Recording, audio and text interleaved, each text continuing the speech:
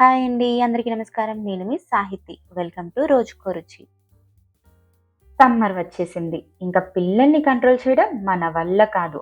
పిల్లలు చల్లగా ఏదైనా తినడానికి చాలా ఇష్టపడతారు కదా! ఐస్ క్రీమ్ అంటే ఇంకా ఎక్కువ ఎక్సైట్‌మెంట్. కానీ బయట కొనే ఐస్ క్రీమ్స్‌లో ఆర్టిఫిషియల్ కలర్స్, ఫ్లేవర్స్ మరియు ఎక్కువ షుగర్స్ ఉంటాయి.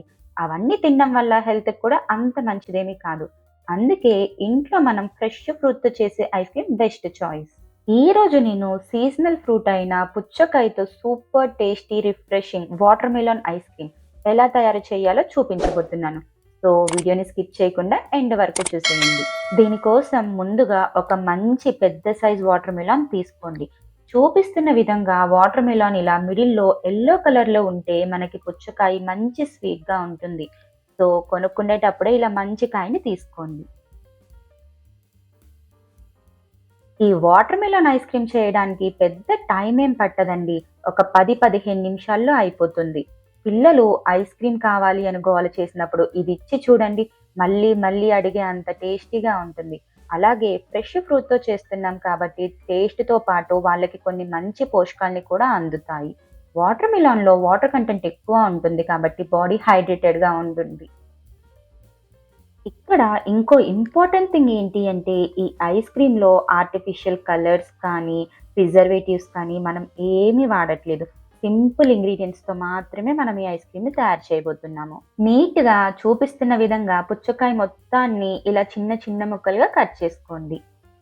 ఇలా పీసెస్‌గా కట్ చేసుకున్న వాటర్ మిలన్‌ని ఒక మిక్సీలోకి వేసుకోవాలి. దీనిలో నుంచి విత్తనాలేం సెపరేట్ చేయాల్సిన అవసరం లేదండి. డైరెక్ట్‌గా తీసేసుకున్నా సరిపోతుంది. దీనిలోకి ఒక 2 టేబుల్ స్పూన్ల పంచదారని యాడ్ చేసుకోండి. కావాలంటే మీరు పంచదార ప్లేస్‌లో కొంచెం హనీ కూడా యాడ్ చేసుకోవచ్చు. ఇన్ కేస్ పుచ్చకాయ గాని స్వీట్‌గా ఉంటే అసలు ఏమి యాడ్ చేయకపోయినా సరిపోతుంది. ఇప్పుడు నీట్‌గా ఈ వాటర్ మిలన్‌ని జ్యూస్ లాగా చేసుకోవాలి. స్పీడ్‌ని అడ్జస్ట్ చేసుకుంటూ పీసెస్ ఏమీ లేకుండా మొత్తం జ్యూస్ అయ్యేదాకా మిక్సీ పట్టుకోవాలి.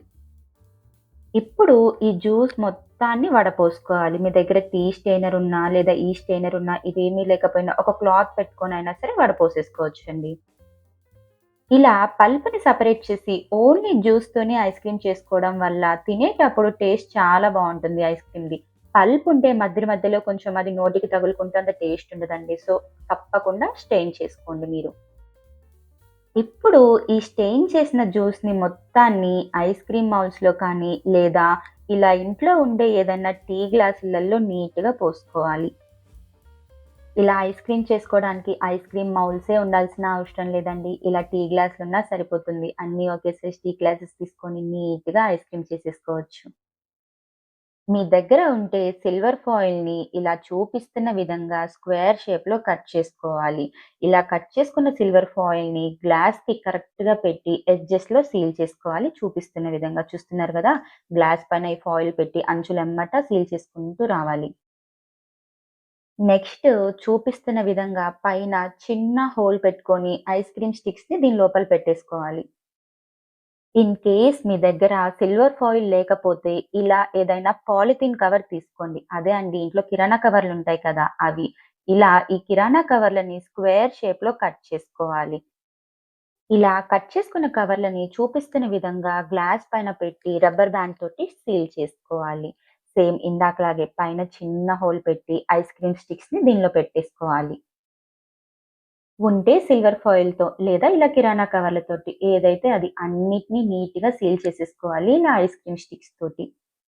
ఇప్పుడు వీటన్నిటిని ఒక 6-7 గంటల వరకు డీప్ ఫ్రీజర్‌లో పెట్టేసుకోవాలి. ఒక 6 గంటల తర్వాత బయటికి తీస్తే ఎంతో టేస్టీ అయిన మన watermelon ice cream ready. ఫ్రీజర్‌లో నుంచి తీసిన తర్వాత జస్ట్ 1 లేదా 2 నిమిషాలు అలా బయట ఉంచి చూపిస్తున్న విధంగా ఈ స్టిక్‌ని పట్టుకొని అటు ఇటు తిప్పితే మనకి ఈజీగా బయటికొచ్చేస్తుందండి ఐస్ క్రీమ్ గ్లాసులలో నుంచి. ఇలా ఒక్కసారి ఇంట్లో ట్రై చేసి చూడండి. ఎంతో టేస్టీగా ఉంటుంది. చిన్న పిల్లల నుంచి పెద్దవాళ్ళ దాకా ఎంతో ఇష్టంగా తింటారు. హెల్త్‌కి కూడా చాలా మంచిది. మీరు కూడా ఒకసారి ఇంట్లో ట్రై చేసి ఎలా వచ్చిందో నాకు కామెంట్ సెక్షన్‌లో పిన్ చేయండి. ఇలాంటి మరెన్నో మంచి మంచి రెసిపీస్ కోసం మన ఛానెల్‌ని ఇప్పుడే సబ్స్క్రైబ్ చేయండి. అలానే ఈ వీడియోని లైక్ చేసి మీ ఫ్రెండ్స్ అండ్ ఫ్యామిలీతో షేర్ చేసుకోండి.